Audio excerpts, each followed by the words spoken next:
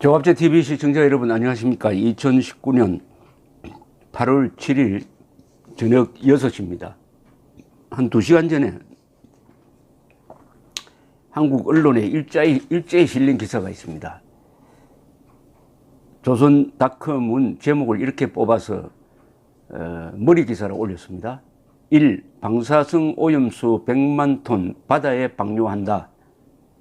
그러고 따옴표를 하고 한국 특히 위험. 내용이 이렇습니다. 일본 아베 내각과 도쿄 전력이 후쿠시마 제1원전에 쌓여있는 고준위 방사성 오염수 100만 톤 이상을 태평양에 방류할 계획을 추진하고 있다며 국제환경보호단체 그린피스가 강력 비난하고 나섰다.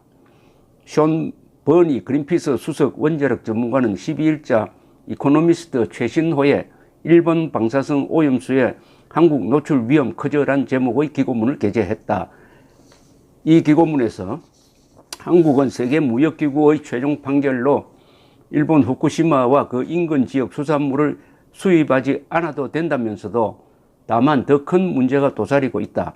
아베 내각과 도쿄 전력이 후쿠시마 제1원전에 쌓여있는 고준위 방사성 오염수 100만 톤 이상을 태평양에 방류할 계획을 추진하고 있기 때문이다. 오염수 100만 톤을 바다에 흘려보내려면 17년에 걸쳐 물 7억 7천만 톤을 쏟아부어 희석해야 한다. 바다를 오염시키지 않고 오염수를 방류하기는 사실상 불가능하다. 오염수가 해류를 타고 바다를 순환하기 때문에 태평양 연안 국가들도 방사능 물질에 노출될 수 있다.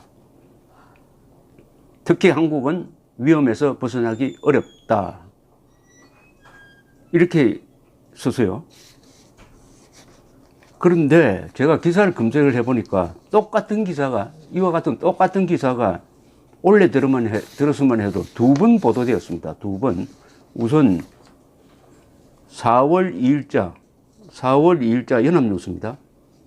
4월 12일자군요. 4월 12일자, 원래 4월 12일자 그린피스 1정부 원전 오염수 110만 톤 바다 방류 계획 철회해야 이렇게 돼 있고,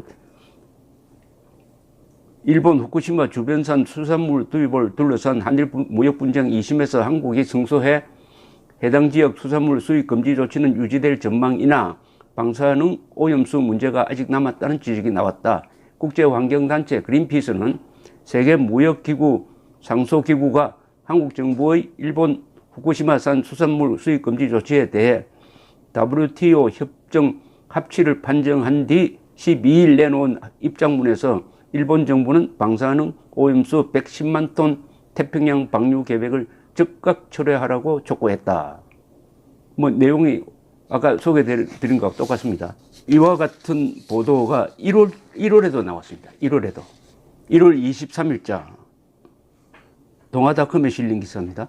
1. 후쿠시마 방사성 오염수 110만 톤 방류 계획. 국제환경단체 그린피스는 22일 도쿄전력 방사성 오염수 위기 보고서를 공개하면서 무려 110만 톤의 방사성 오염수를 태평양에 방류할 계획을 일본 정부가 세웠다라고 보도를 했습니다. 똑같아요. 똑같은 보도가 세 번째 3탕으로 나왔습니다. 자, 그런데 오늘 보도에 문제점이 있어요. 뭐냐? 제목에 한국 특히 위험이라고 뽑았습니다. 한국 특히 위험. 근데 후쿠시마는 어디에 있느냐 하면은 일본의 동해안 쪽에 있어요. 일본의 동해안입니까? 태평양 쪽에 있습니다. 우리 동해 쪽에 있지 않아요.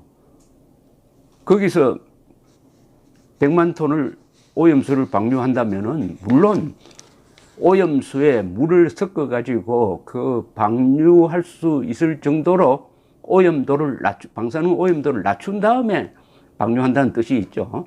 그것을 전제로 하는 겁니다. 오염수 하면은 이게 기준치를 넘는 것을 방류할 리가 없죠.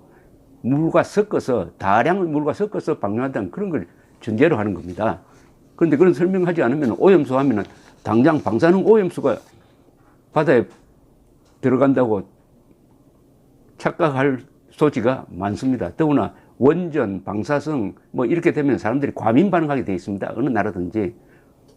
더구나 원자 폭탄을 맞은 2방이나 맞은 수십만이 죽은 일본 사람들은 세계에서 방사능에 가장 예민한 사람들입니다. 그런데 일본 정부나 일본 국민이 가만히 있겠습니까? 그야말로 방사능 오염수 100만 톤을 어디에 동해에 뿌려가지고 한국으로 뭐 건너오도록 하지 않잖아요. 또 해류가 한국으로 건너올 수도 없어요. 해류 방향이 한국에서 멀리 떨어진 방향으로 지금 가는데 우선 이런 생각 안 드십니까? 아니, 일본 사람들은, 일본 정부는, 일본 국민은 죽어도 괜찮다고 생각하느냐? 그러면 특히 위험한 나라는 일본이죠. 일본 주민이죠. 이게 사실이라면 일본 주민. 근데 한국이 특히 위험하다고 그랬어요. 한국이 특히 위험한 건 아니잖아요.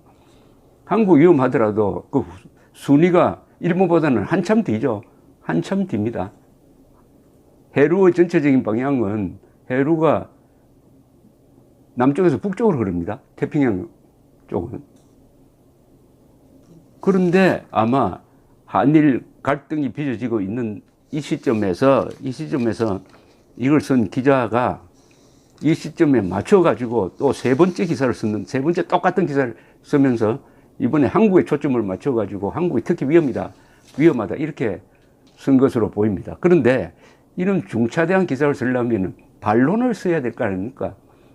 주한 일본 대사관에 전화를 걸어가지고 그 입장을 묻든지 아니면 일본 정부 쪽으로 물었어야죠. 그 반론이 하나도 없습니다. 이게 반론이 없는 상태에서 그린피스라는 상당히 과격한 환경단체가 주장하는 일방적 주장을 더구나 이 과학적 근거를 대지 않고, 이 기자가 말입니다. 과학적 근거를 대지 않고 방사성 오염수 이렇게 해버리면은 그 방사성 오염수가 허용 기준치 이하냐 이상이냐가 문제입니다. 허용 기준치 이하면 괜찮아요. 이하면은. 근데 지금까지 후쿠시마 원전 사고로 원전 바깥에서는 방사능에 피폭되어서 죽은 사람이 없습니다. 한 사람도 없습니다.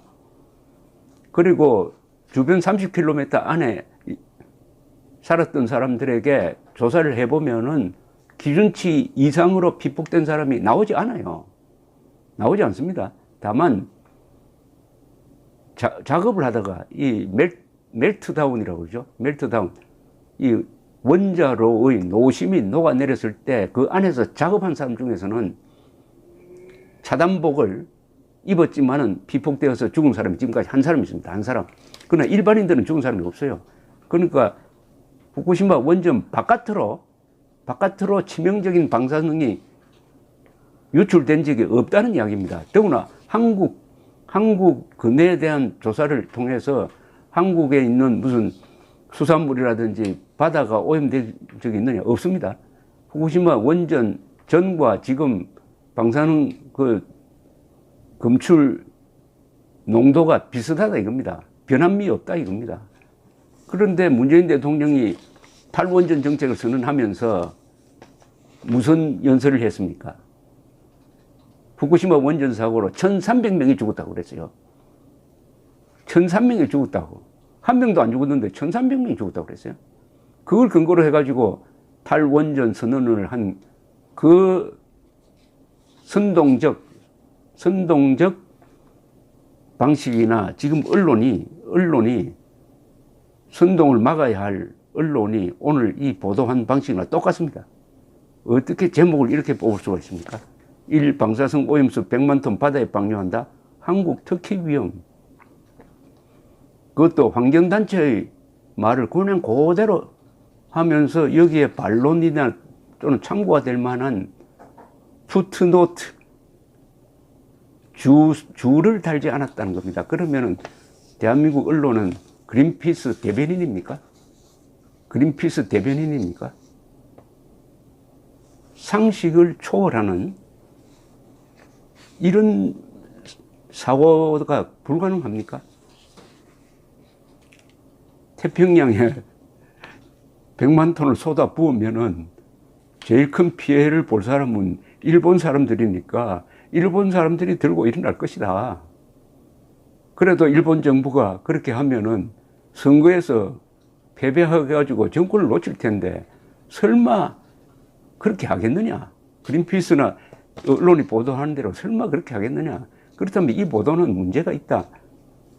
이런 식으로 국민들이 생각을 해가지고 댓글을 담궈보면은 댓글은 그런 비판이 많아요. 왜 일방적으로 그린피스만 대변하느냐? 그런데 기자가 이런 제목을 달아서 더구나 한일 갈등이 지금 선동적 차원에서 진행되고 있는데 여기에 불을 지르는 이런 보도. 문제는 이게 첫 보도가 아니고 원래 들어서만 해도 똑같은 게 삼탕이라는 사실입니다. 삼탕하고 있다는 사실입니다. 제발 기자가 거짓말의 나팔수가 되어서는 안 됩니다. 기자의 전문 직권 뭐냐? 거짓말과 진실을 가려내는 겁니다. 팩트 체크 또는 팩트 파인딩이죠. 감사합니다.